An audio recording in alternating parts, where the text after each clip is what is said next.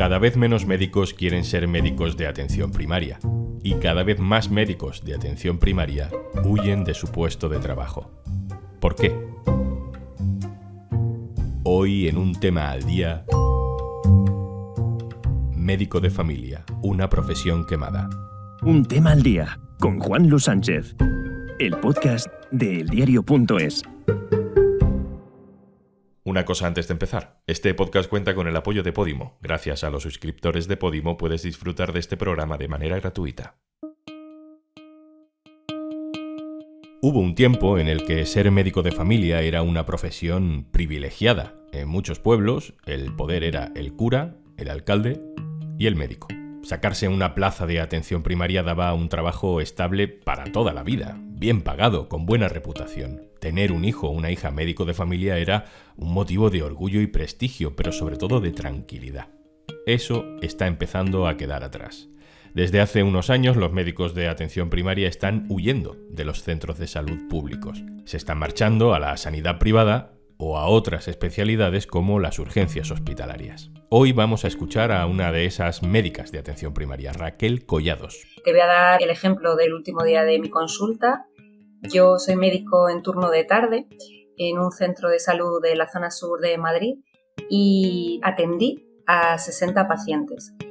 51 fueron visitas presenciales y 9 fueron consultas telefónicas de estas que se empezaron a implantar a raíz de la pandemia y que han venido para quedarse.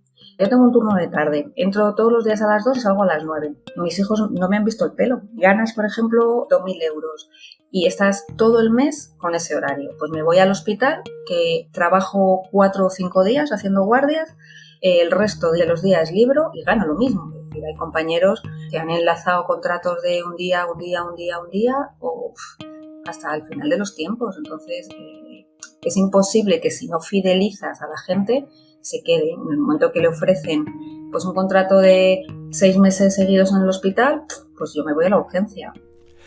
El caso de Raquel no es un caso aislado. 2 investigadoras de la Universidad de Las Palmas han hecho un informe para el Ministerio de Sanidad que acredita la crisis de la atención primaria.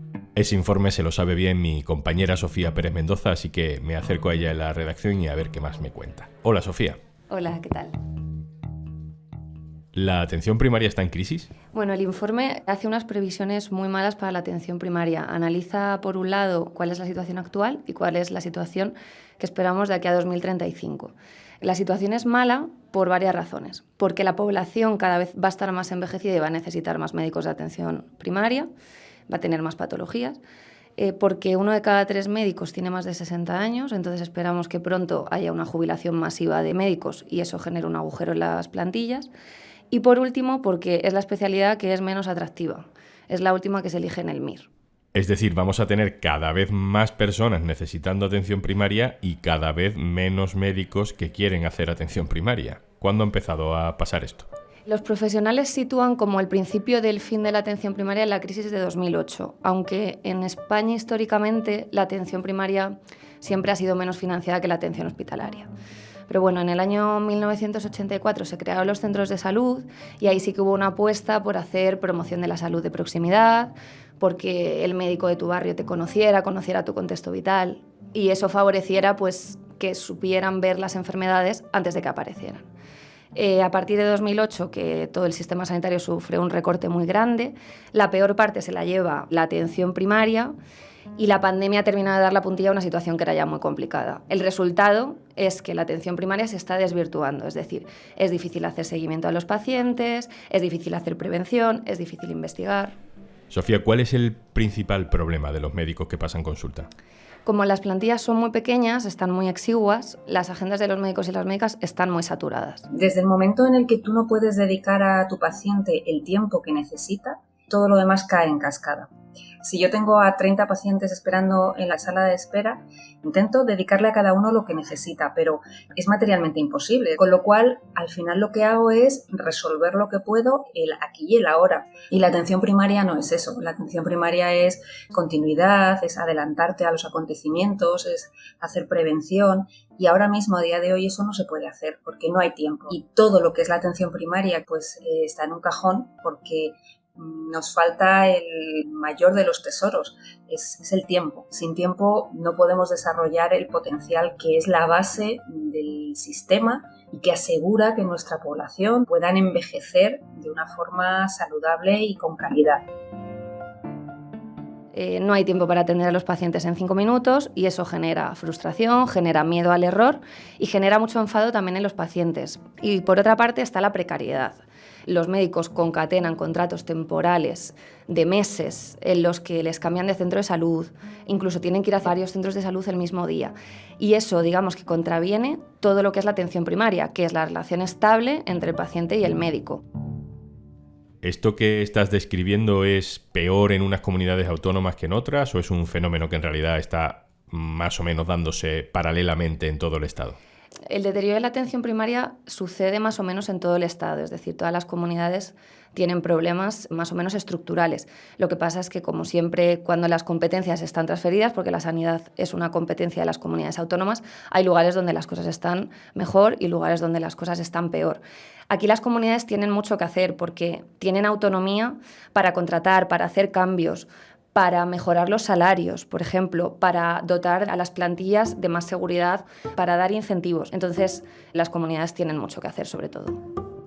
El médico de atención primaria y en el centro de salud somos los que estamos cerca del paciente en todo momento, ¿vale? Y el paciente confía en ti. El paciente de atención primaria es ese paciente al que tú conoces, que conoces a su mujer o a su marido, que probablemente has atendido el embarazo de esa señora y conoces a sus hijos y conoces a la abuela que vive con ellos. Entonces, conoces todo el entramado que tiene esa persona y esa familia. De ahí que somos médicos de familia, ¿no? ¿Qué pasa? Que hay muchas veces que el paciente consulta por una cosa que realmente no es el objeto de la consulta, ¿no? Entonces, imagínate, pues un paciente que consulta por insomnio, ¿vale? No duermo, quiero una pastilla para dormir. Lo fácil es darle la pastilla para dormir. Tu tarea, si tuvieras tiempo, es buscar las causas por las que no duermo.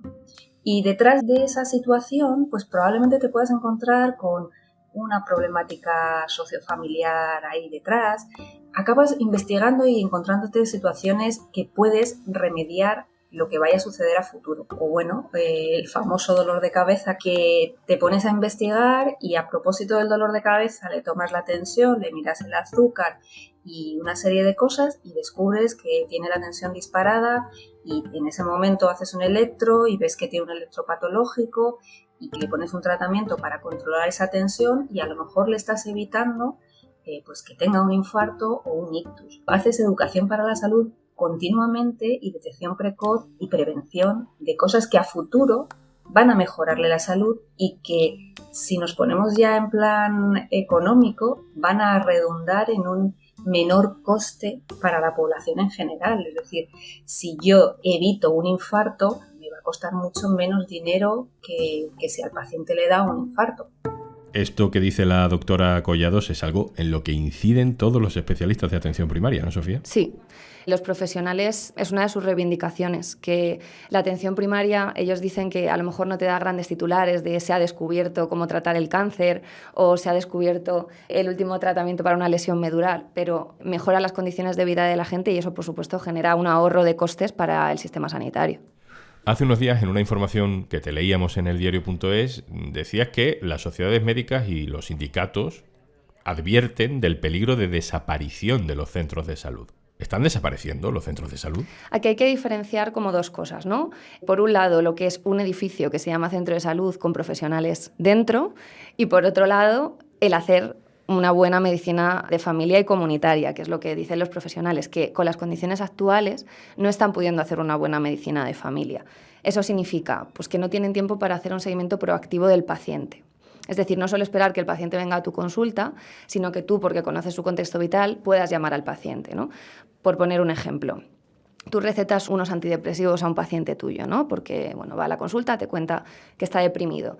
Pues el médico o la médica de familia puede llamar a ese paciente cada 2 semanas para preguntarle qué tal se encuentra, para charlar, para que bueno, pues haya una reciprocidad, para que haya un seguimiento. Con unas agendas que están muy, muy saturadas, tal vez ese seguimiento no puede hacerse. Sofía, ¿y la gente que decidió especializarse en medicina familiar, pero que se ha encontrado con este contexto tan hostil en la práctica diaria, de la medicina, ¿qué está haciendo? ¿A dónde se está yendo? Primero, más o menos podemos saber cuántos son, porque el estudio del que hemos hablado dice que hay un 2% menos de médicos y médicas en atención primaria ahora que en 2018. Entonces, más o menos sabemos cuántos son. Y luego, respecto a dónde se van, este informe advierte de que hay señales muy claras de que están yendo o a la privada o a las urgencias hospitalarias. Y el por qué tiene que ver con que son condiciones que les permiten escapar, o ellos piensan que les permiten escapar, pues de un ambiente frustrante, saturado, estresante. Sofía Pérez Mendoza, muchas gracias. Gracias. Y antes de marcharnos... ¿Tienes el síndrome de pensamiento acelerado? Ya sabes, es en que la mente está todo el tiempo llena de pensamientos, lo que dificulta la concentración, aumenta la ansiedad y desgasta la salud física y mental. Te ofrecemos la mejor manera de combatirlo. Deja que tu mente se vacíe de todo lo que no necesita y se concentre en lo realmente importante. Entra en podimo.es/aldía y disfruta de 60 días de prueba gratuita para escuchar los mejores podcasts y miles de audiolibros en Podimo. Esto es Un Tema al Día, el podcast del diario.es. También te puedes suscribir a nuestro boletín, encontrarás el enlace en la descripción de este episodio. Un Tema al Día lo producen Carmen Ibáñez y Zaskun Pérez. El montaje es de Pedro Godoy. Yo soy Juan Luis Sánchez. Mañana, otro tema.